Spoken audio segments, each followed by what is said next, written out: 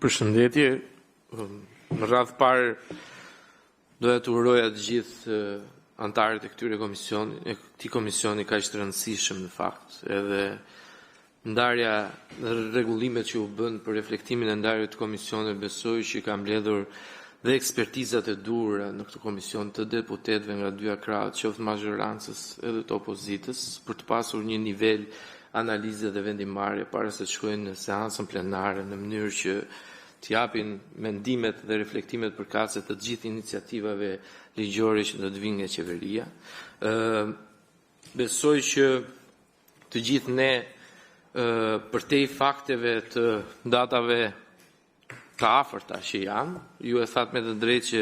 vetëm ditën e djeshme u miratua edhe në parlament kalendari për periudhën 26 shtator deri në 17 tetor 2025. Besoj që ne, në qoftë se do të gjejmë frymën e bashkëpunimit me ekspertizat që kemi në përbërjen dhe me sa shoh dhe njohuritë që kemi të këtij komisioni, besoj që do të arrijmë që për një kohë të shpejtë të marrim dhe të japim mendimet tona për sa i përket të gjitha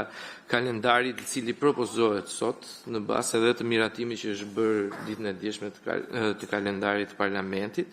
dhe duhet vlerësuar që të dy dhënia e mendimeve ose të raportimeve që kanë nga autoritetet e pavarura janë për vitin e kaluar, pra besoj që ne do ta bëjmë sa më shpejt këtë në mënyrë që t'i japim kohë dhe atyre për të përgatitur dhe raportin që është për vitin e ardhshëm. Besoj që kemi të gjithë kohën në këto 3 ditë dhe në fakt kjo është detyra jonë, që të merremi pikërisht me këto procese të punës për të lexuar dhe të dhënë mendimet tona në lidhje me raportin përfundimtar, pasi të dëgjojmë edhe raportimet përkatëse nga institucione.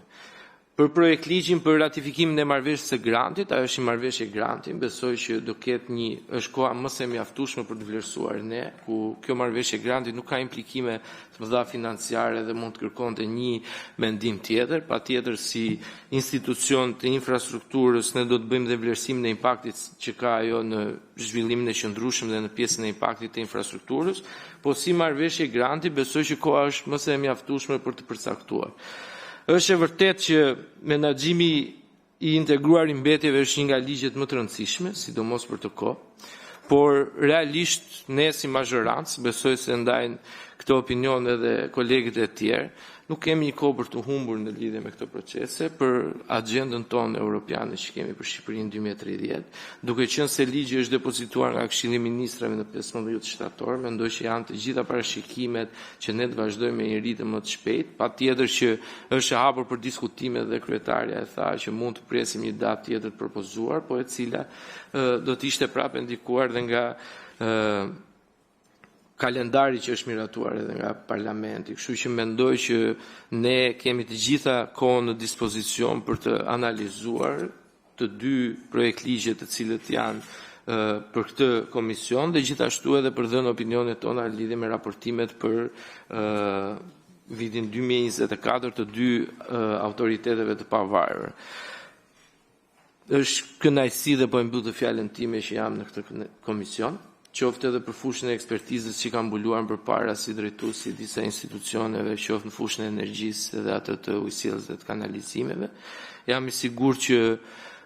dhe uroj që qoftë me kolegët e opozitës dhe të tjerë të bashkojmë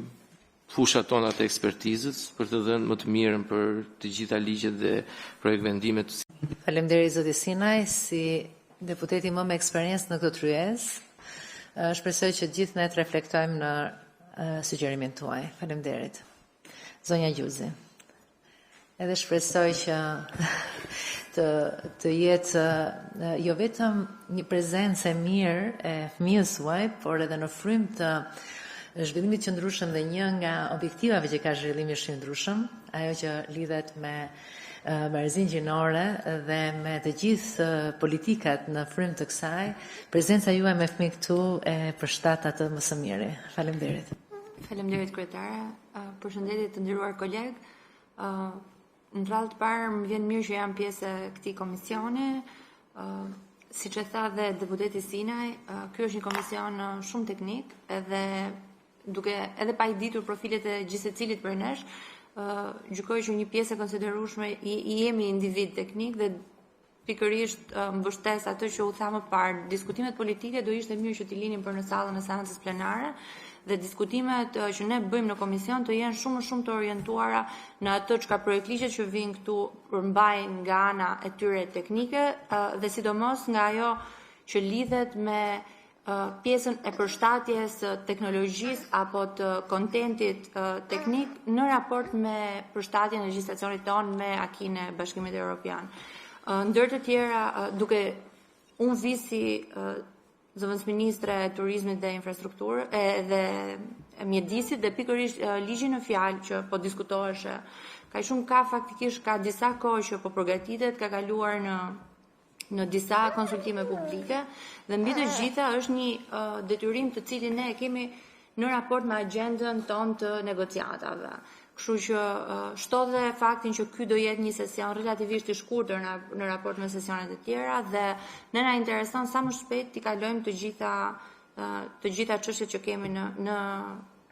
kalendar. Kështu që thënë të gjitha këto, e përsëris edhe një herë do ishte shumë mirë që diskutimet që ne bëjmë në këtë komision të jenë përmbajtësore, të jenë diskutime teknike dhe të jenë vlerë e shtuar e punës tonë. Ndërkohë që çështjet politike për të bërë diskurs, se duhet bërë diskursi, do ishte më mirë që t'i linim jashtë rryezave teknike. Ju falenderoj dhe punë të mbarë, na prifte mbarë të gjithëve në këtë komision. Faleminderit.